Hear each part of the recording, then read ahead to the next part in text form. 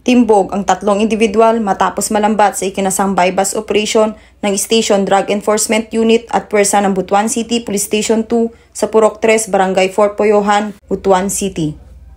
Kinilala ni Police Captain Moises Macalolot Jr., hepe ng Station 2 ang mga nadakip na sina alias Kiven, high value individual, 37 anyos at residente ng Barangay 4 Poyohan, alias Alfred, 21 anyos, residente ng Barangay Ampayon, at si alias Rico, street level individual, 26 anyos, residente ng Barangay Mahay sa nasabing lungsod. Sa operasyon, nakumpiska ang 3 pakete ng shabu, mark money na 1,000 piso, isang cellphone at isang caliber 45 pistol na may laman na magazine. Kasalukuyang nasa kustudiya ng Butuan City Police Station 2 ang mga naaresto na maharap sa kasong paglabag sa RA 9165 o Comprehensive Dangerous Drugs Act of 2002.